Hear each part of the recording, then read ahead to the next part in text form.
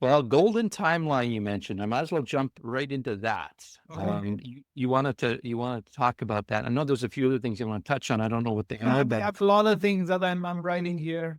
So, but also we want to do this so that you can ask your questions. So, golden timeline is nothing really that spectacular. This is the funny thing about golden timeline. So, imagine, if you will, that this reality is a game board. Okay, it's a game. Your game. I'm a player. You're a player. Except 95% of people are not even players. They're NPCs. They're scripts. Okay, they're AI. Having said that, the way creator created this reality, it wasn't ever supposed to be 100% dark or 100% light. It was supposed to be an interplay of light and dark. 50% light, 50% dark.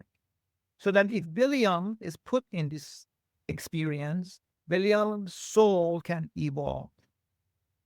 So people who don't really understand the nature of reality may think that golden timeline means that, oh, everything is going to be, you know, groovy and everything is going to be rainbows and butterflies and unicorns. That is absolutely not golden timeline. That is the last thing golden timeline is. Golden timeline is a timeline that allows you to have your experience on the game board. 50 dark, 50 light.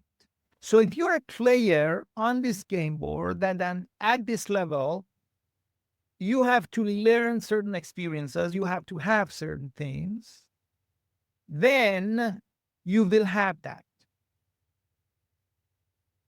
So the thing that has been happening in this reality, William, for millions or billions or millennia, who knows how long, has been we have never had a golden timeline because you would have 5% light, 95% dark. That has been this reality forever, which means you are on this game board, you are playing, but as a player, you're not, there is no meritocracy. You're not getting punished correctly. You're not getting rewarded correctly. You have to do 9 million things to get a tiny thing because it has been external forces outside the game board that have nothing to do with your reality, have nothing to do with your merit, have nothing to do with your work, are dictating what needs to happen next. That was the situation till the golden timeline. We started golden timeline like 8 months ago. And when Links and I did this thing 2 nights ago, things even changed, shifted more. Because, I'm a big fan of Golden State Warriors. And Golden State Warriors won the game 7. And game 7, the way they won the game 7, it was incredible. It was absolutely stunning the way they won it. And here's the thing. Steph Curry has won 4 rings. He has won 4 basketball championships. He is at the highest level of this game. Okay? He can't be higher. So if Steph Curry wants to have the 5th ring, the experience, the level, the exploration, the play, the experiment that he's doing is not the same as some normal basketball dude. So Steph Curry, for him to reach his championship this year, it is a completely different story than somebody else. That is the definition of golden time. That the higher you are, the bigger lessons you have, the bigger challenges you have, you're allowed to have them without some external forces coming to the golden time, coming to your game board and changing what actually needs to happen. Does that make any sense? yeah, it makes a lot of sense. I put myself in the emotional body, if you will, for a moment of Seth Curry. I'm going, okay, the first time you might win just on raw talent and the fact that people didn't know how to defend you. But each time you have to go back and you win another championship. The surprise factor is gone. They know how you play, all that kind of thing. So they're going to do more things to try to defend against you, to prevent you from achieving that. And so, um, for a person that hasn't experienced that in their own lives, that they might not be able to relate to that. But I really got a clear picture when you were describing that, as in the way you were describing it too. That really added to how I felt like this is really how difficult it has to be to win, not just once, but twice, 3 times, 4 times. And each time you go, it seems like it gets exponentially more challenging, if you know what I mean. So I'm still with you. you know, I'm just I Lynx was talking to me, and then stupid ChatGPT stopped it. Okay, so here's the thing. This is golden timeline right now for Golden State Warriors, because we won the first game, William. Okay, we won the first game with Houston. Now, here's the thing, because you connected to Steph, I'm gonna tell you a little bit about basketball and about what happened.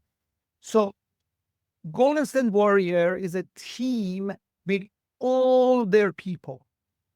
Steph Curry is 37, and he's not a very tall guy. Okay, we went against second seed Houston, who were super young, super athletic, and super fast, and extremely physical. Our little team went against them. We were the 7th seed. They were the 2nd seed. And we won the first game, right? And then they won the second game. Then we won the 2 games after that. So we won so we were 3-1, okay? We were up 3-1, and that was great. And I'm like, okay, they're going to come to San Francisco, and we're going to, So in San Francisco, we could have ended it 4-1. We couldn't do it. Houston came back. They destroyed us. Then we went to game 6. Actually, game 5 was in Houston, and they beat us. Now imagine this is 3-1, 3-1, 3-1, 3-1, right? They are at the brink of elimination, and they win. So now it's 3-2, right? But you're going home. But you're going home for 3-2. For the game 6, you're playing at home. You're playing at home, and then we lost at home. No. Now they have to go to Houston and win. And they have all the momentum. So 3-1, then it went to 3-2, and then we went to 3-3. And they were bulldozing us. And I've been talking to Lynx about these games, because Houston was the tank. It was like a tank. They were acting like a tank. They had a guy who looked like a tank. Their game was a tank. They were run by a drill sergeant. Golden State is like musicians and dancers, and none of this stuff makes any sense, right? So they went back to Houston on little sleep, with all the momentum on Houston's part, with Steph Curry banged up, and we won. On the road. Is gigantic, and and Coach Kerr has 9 rings. He's got 9 championships. He said this was one of the most significant games of his entire career. So the idea, brother, is that is golden timeline, because Steph Curry, after winning just 4 championships, winning the 5th championship, is not just going to be winning a championship. He's going to do this in this spectacular way. That is the golden timeline. That is that, okay, so you want to go really play at your level. So challenges are going to be that much higher, but your evolution is going to be that much higher. You get it? Yeah.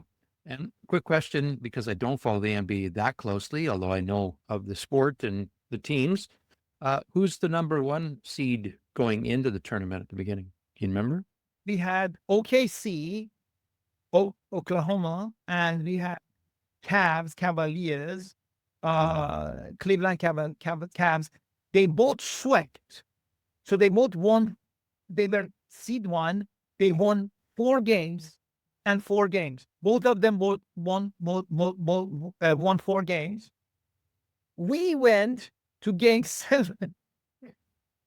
That's the second last seed that was in the playoffs, right? Yeah. Seventh seed, you said? We were in the plane. Now the thing is, this is how crazy this is, brother. Every single home team lost. So right now, in the second round, Cleveland Cavaliers, who swept, have lost 2 games. OKC has lost 1 game. Boston has lost 1 game. And Minnesota, which was today, they lost 1 game. So this is how this crazy game board right now is, because it's not being interfered by foreign forces. Therefore, this level of insanity and growth can come out of it.